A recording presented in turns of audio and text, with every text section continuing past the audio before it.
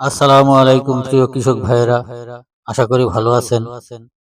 আপনাদের দোয়া এবং ভালোবাসায় আমিও ভালো আছি। আজকে আপনাদের সামনে হাজির করলাম নতুন আরেকটি ব্লগ ভিডিও। আজকে জানাবো ধানের গুরুত্বপূর্ণ কিছু কথাগুলো। ভিডিওটা অবশ্যই মনোযোগ সহকারে দেখবেন এবং শুনবেন। ধানে যখন ফুল আসে তখন আমরা বেশ কিছু ভুলগুলো করে থাকি। আর এই ভুলগুলো করা মানে ধানের ফলন কমে যাওয়া। ধানের ফুল মানেই ফসল গঠনের সবচেয়ে গুরুত্বপূর্ণ এক সময়। এই সময় ছোট ছোট কিছু ভুল আছে যেগুলো করলে ফলন অর্ধেকে নেমে যেতে পারে।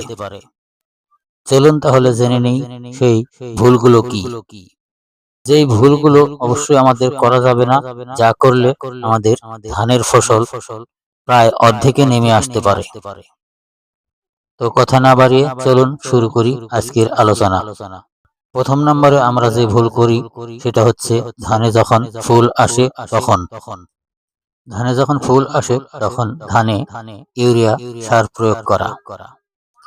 আসলে ওই অবস্থাতে ধানে যখন ফুল আসে তখন ধানে ইউরিয়া সার প্রয়োগ করা কখনোই কোনোভাবেই উচিত নয়।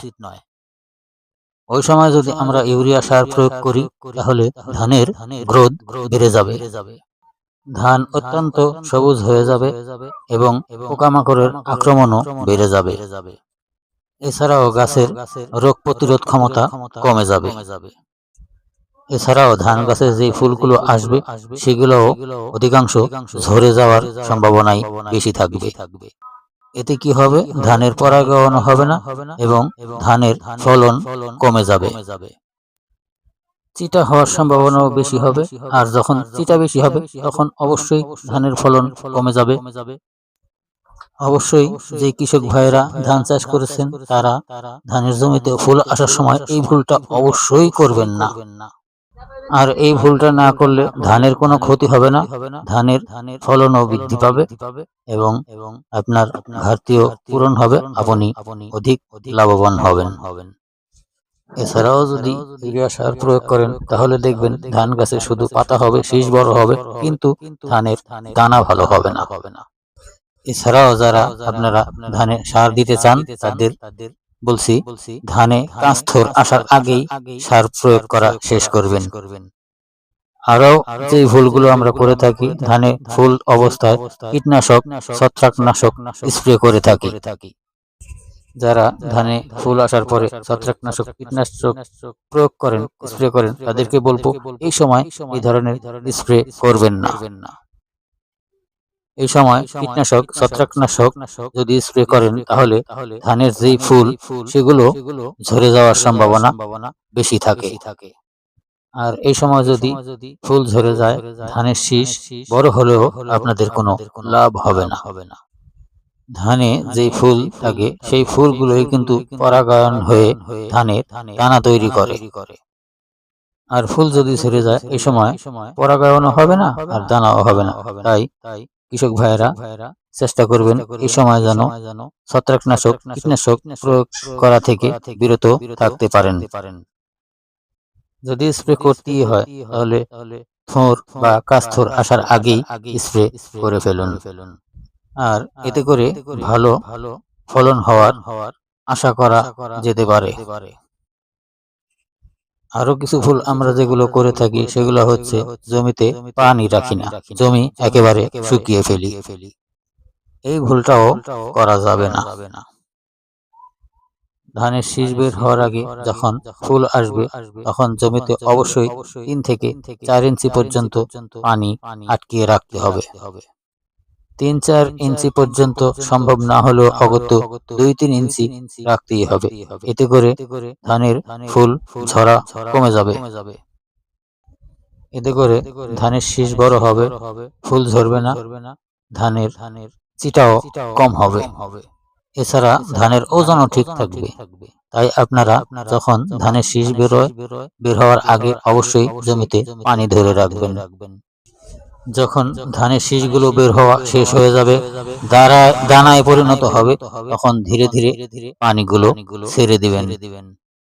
তাহলে দেখবেন অবশ্যই ধানের জমির ফলন বেশি হবে। কৃষক ভাইয়েরা, আমরা জানলাম, যে কথাগুলো বললাম, এই নিয়মগুলো যদি আমরা মেনে চলি তাহলে অবশ্যই আমাদের ধানের জমির ফলন বৃদ্ধি হবে। কৃষক ভাইরা, আর সব পরিচর্যার শেষে এই শেষমেশ পরিচর্যাগুলো যদি আমরা ঠিকঠাক করতে পারি তাহলে অবশ্যই আমাদের ধানের ফলন বৃদ্ধি হবে। এই বিষয়গুলো নিয়ে আর চিন্তা করতে হবে না, তাহলে নিশ্চিত আপনাদের ভালো ফলন হবে।